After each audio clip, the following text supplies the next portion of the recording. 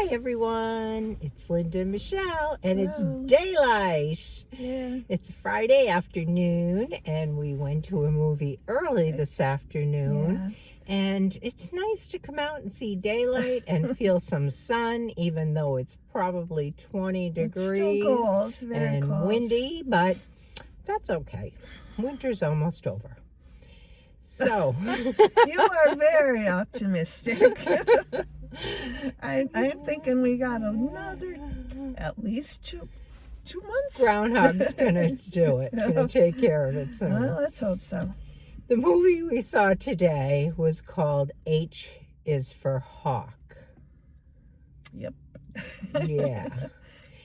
Based on, I'll give a little bit of background. It was a memoir. This woman, this was her story, and she wrote this memoir. And basically, it's a story of grief and loss, and how she kind of tried to work her way through it. I'm not sure if she truly did, but it was all about her. It was her dad passed away, and obviously they had a very close relationship with her dad, and it was unexpected.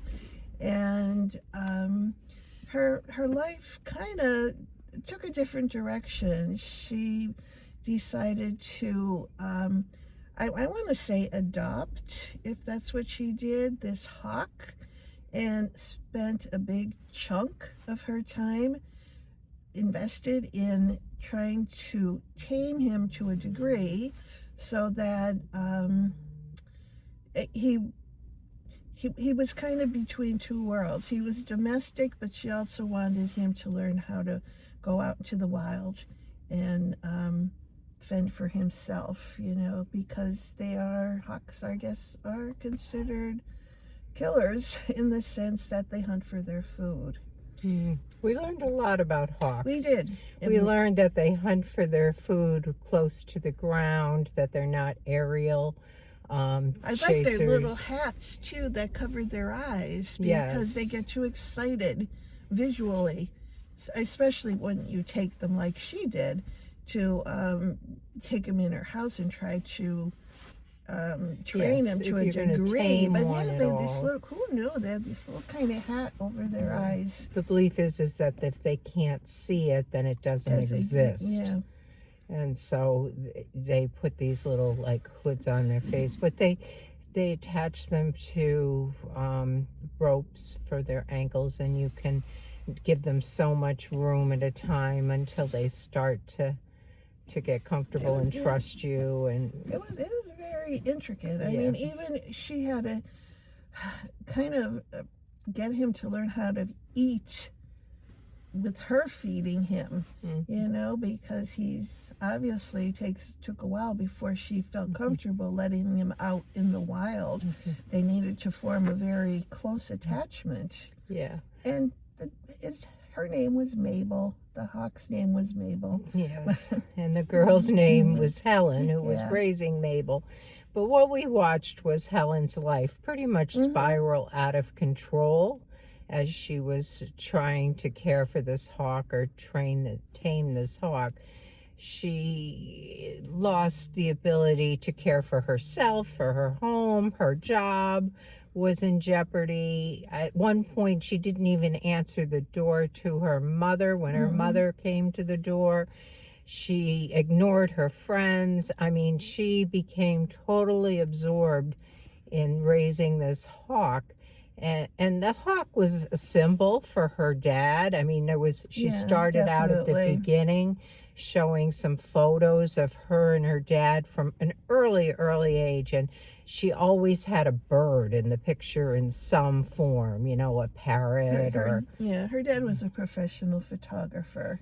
Yes. And at the end we saw some of the pictures that he took, but so she was by his side a lot, I think, in doing. Yeah, they had a very close relationship and spent a lot of time laughing together and enjoying life. Yeah. And this was something that she just could not Like all of her identity started to get caught up in this bird. It was just actually kind of weird to watch. Yeah, I mean, it took a while for her family and friends to really get it, that there was really something seriously going on with her, and she probably needs some kind of intervention with somebody. Yeah. But it was a great story. I mean, it was as Michelle said, we learned a lot about hawks. We did. And that part was pretty interesting, except watching a hawk rip apart a rabbit isn't so much fun. But and she gave a seminar or a speech, because I guess she worked employed at Cambridge, Oxford, at I guess it was Oxford, in England. And I think she had something to do with animals, because the seminar she was going to give, or started to give, was about the connection between animals and people and all that kind of stuff. Did you see that part, or did I see something? Yeah, I don't know if that was her job, though, or if that was just the result of raising hawks. So that's what she decided to do her seminar. That could be too. Yeah, I'm not sure, to be honest, what her initial study was, I think I missed that. They probably did mention it at the very beginning. They could have, but I took it at the end as, why was she giving this seminar on this topic of... well, I think that's because that's where she was totally engrossed. Her life. Yeah, she was. I mean, this animal totally absorbed her life. Yeah, that's true. But anyhow, it is, it's a story of grief, and that's what it is. Yeah. So if you're interested, check it out and let us know what you thought. And there is a book out there. Yeah. If you want to check out a book. Written by Helen McDonald, who was the main character. Yeah, that's who her name was in the movie, too. Yeah. So, how would you rate it? I'm going to go with a 3.5. That's exactly where I was.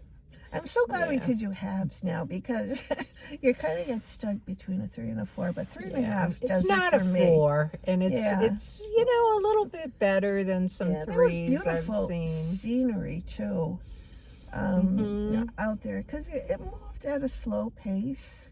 Pretty much most of it did.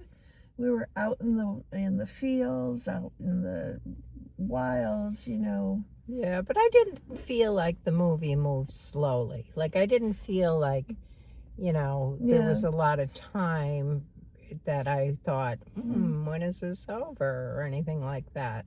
No, it was kind of peaceful, kind of slow. Yeah, it was. It wasn't enjoyable. You weren't there. Come on, get on. You didn't have that kind of feel for it, but no, we're just watching the different things where she took the bird. And she was very adamant that it was a hawk, because people wanted to keep calling it a falcon. Yes, falcons are aerial birds, and hawks are closer to the ground. Yeah. But tell us, we are out of movies. I am going to go see the ending, the last couple of the Lords of the Rings trilogy over the next couple days. But what should we see? Give us some movies to see, because there's nothing else in for us right now. Right now there isn't. Maybe next week. Don't give us horror, though. Maybe next week. We're in an area where we're possibly going to get a lot of snow for Sunday and Monday, because we were going to go to a secret movie. If you go to that somewhere, tell us what we missed. Because chances are, unless the storm takes a turn and we don't get as much as they're predicting, we probably aren't going to go see that one on Monday. Yeah. So that's it. That's all we have for you. And I guess... enjoy your weekend. Yes. Catch you in the next one. Bye. Bye.